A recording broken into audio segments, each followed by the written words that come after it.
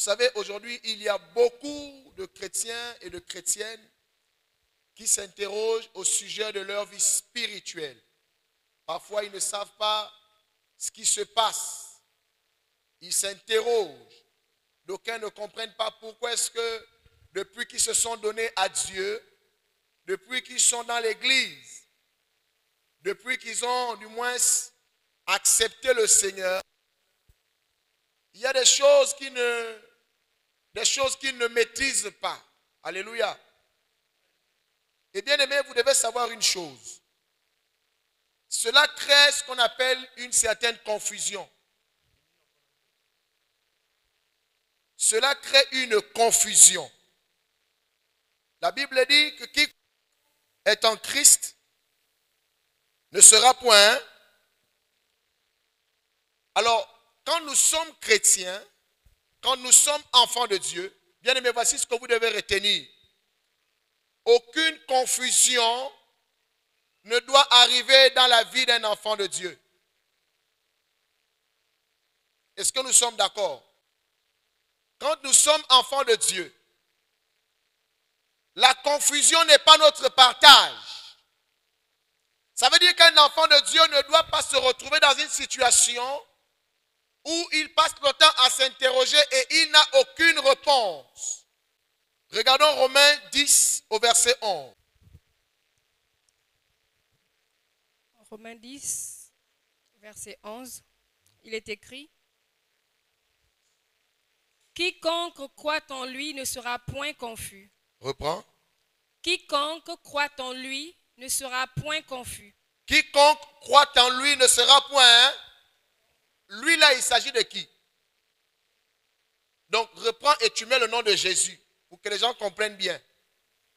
Quiconque croit en Jésus ne sera point confus. Quiconque croit en Jésus ne sera point hein, confus. Tu vas encore lire Amos 3.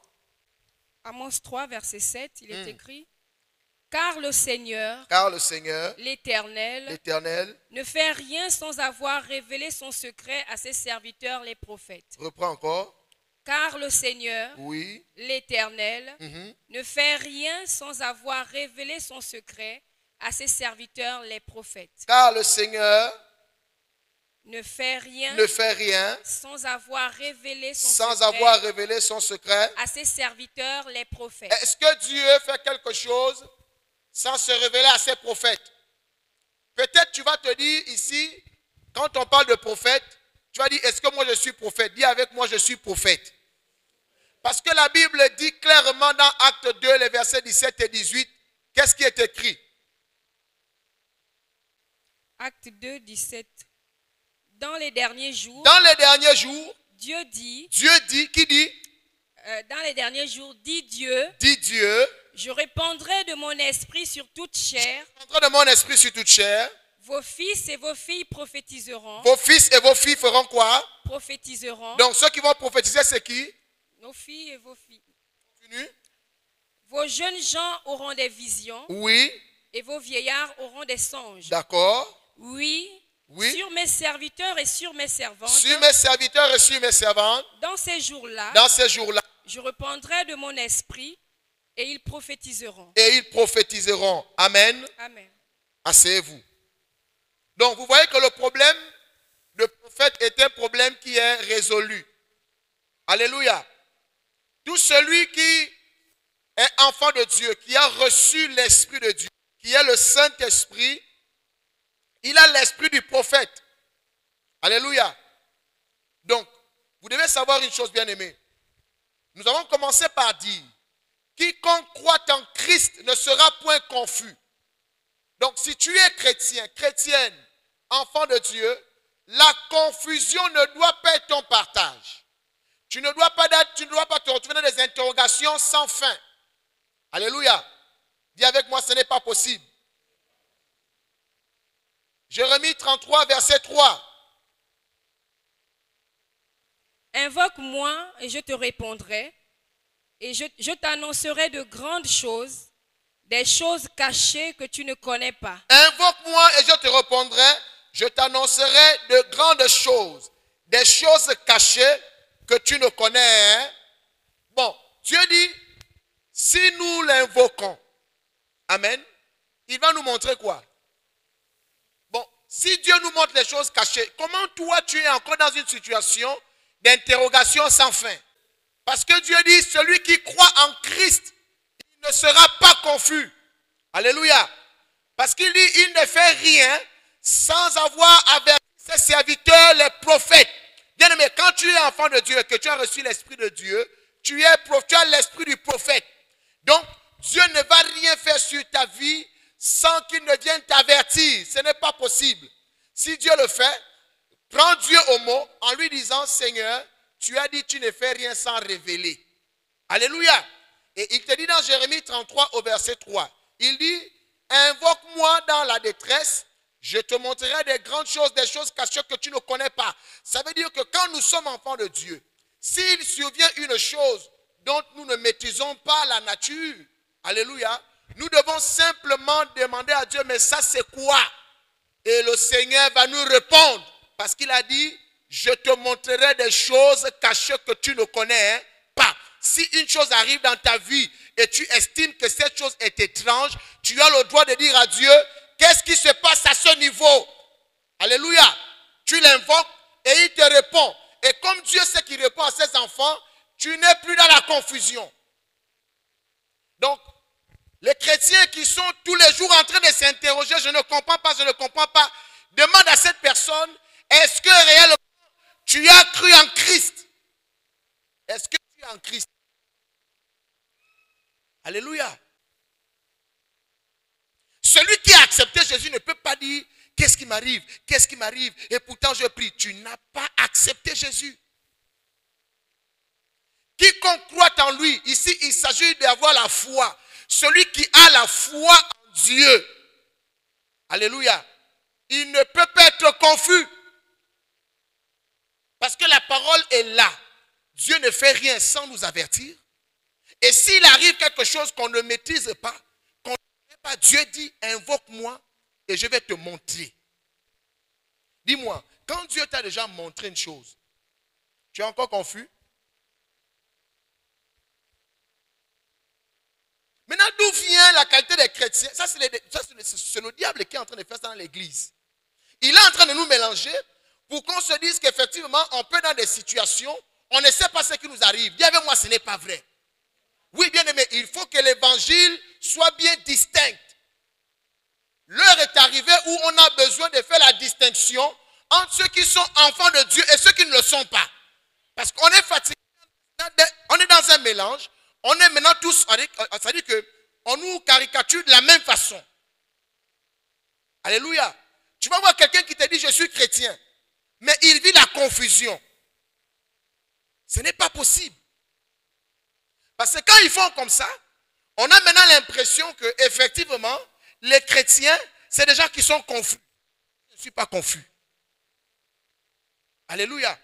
Aucune situation n'arrive dans la vie d'un enfant de Dieu sans que Dieu t'ait prévenu. Et rien ne peut arriver dont Dieu sait qu'il ne maîtrise pas. Alléluia. Et que tu as demandé à Dieu et Dieu ne t'a pas dit. Parce qu'il te dit, il faut m'invoquer. S'il y a quelque chose qui est caché, je vais te montrer. Ce n'est pas écrit. Je t'annoncerai les choses. Alléluia. D'où vient cette qualité de chrétiens qui disent, je ne comprends pas ce qui m'arrive et pourtant je prie. Ton problème, ce n'est pas la prière. Tu dois te poser la question de savoir, est-ce que j'ai réellement cru en Dieu? C'est pourquoi l'apôtre Jacques pouvait dire, tu ne peux pas dire j'ai la foi, mais tu n'as pas les œuvres. L'œuvre qui accompagne un enfant de Dieu, ce n'est pas une œuvre de confusion. La Bible dit, je souhaite que tu prospères. Je connais les projets que j'ai formés sur vos vies, projets de paix et non de malheur. Non, tu ne prospères pas. Le projet de paix que Dieu a dit, que c'est ce qu'il a fait pour toi, non, toi tu n'es pas dans la paix. Toi tu es dans le malheur. Tu es dans les inquiétudes, les interrogations sans fin. Toi tu es réellement sûr que non, c'est le même Dieu qu'on a accepté.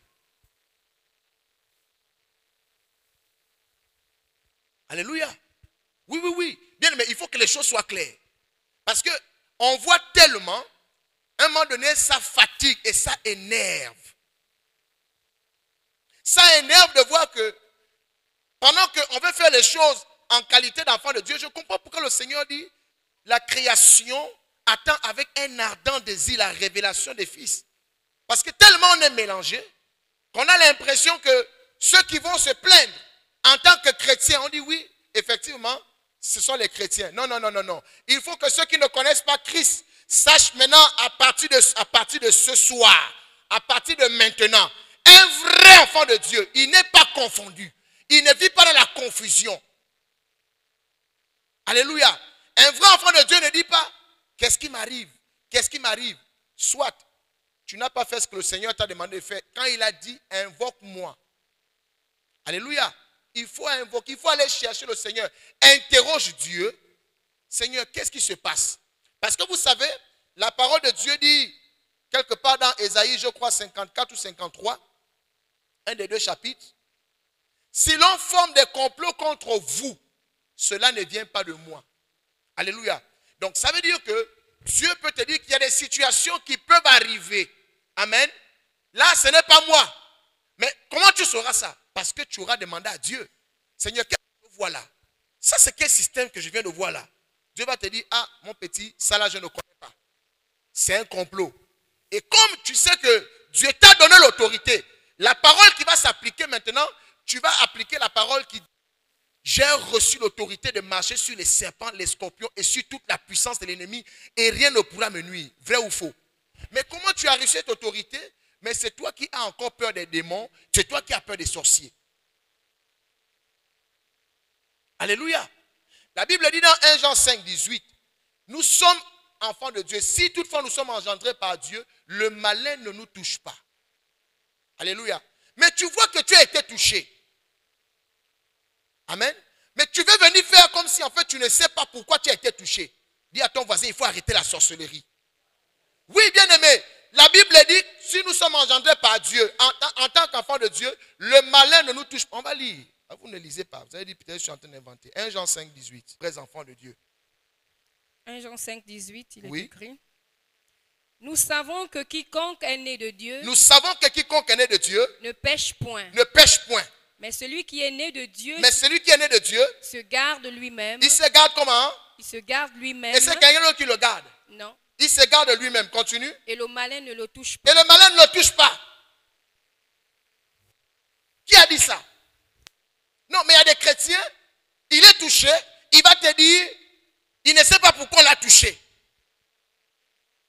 Comme on dit chez nous au village, il faut arrêter le biloualou. Amen, amen.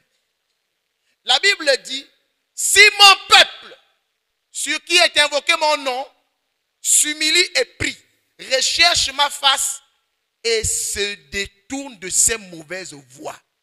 La partie là, ça fait intervenir le péché. La Bible dit, je l'exaucerai des cieux, je guérirai son pays. Ça veut dire, quand tu es touché, alors que Dieu dit qu'on ne doit pas te toucher, répands-toi. Ne cours pas pour venir demander une fausse prière. Répands-toi simplement. Comme la Bible dit dans le livre de Jacques 5, à partir du verset 14, 15 et 16, confessez vos péchés les uns les autres, priez les uns pour les autres, afin que vous soyez guéris. Donc ne viens pas dire, je ne sais pas ce qui m'arrive. Non, viens dire, je reconnais, j'ai péché. Et c'est pourquoi j'ai été touché. C'est pourquoi j'ai une difficulté. Demande la prière, après ta confession, ça va réagir. Si vous comprenez, trop de chrétiens jouent au cache-cache. Oh, je ne sais pas ce qui m'arrive, je ne sais pas pourquoi. Hein? Et pourtant, il faut arrêter ça. La parole de Dieu est la vérité. Ne faisons pas comme si ce que Dieu dit là, ça n'agit pas, ce n'est pas exact. Il y a trop de confusion au milieu de nous. De fois, on a amené à faire de fausses prières sur certains fidèles. Il a péché, il ne va pas dire que j'ai péché. Il va venir te faire comme si il ne sait pas ce qui arrive. Il faut encore venir me demander la prière.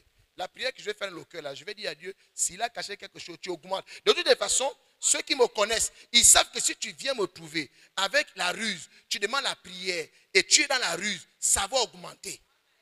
Ton problème va se multiplier.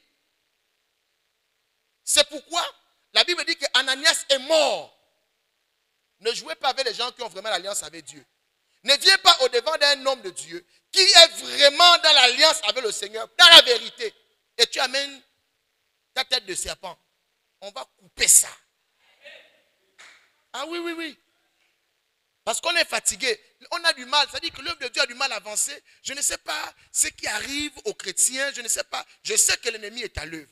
Mais s'il vous plaît, la parole de Dieu est authentique.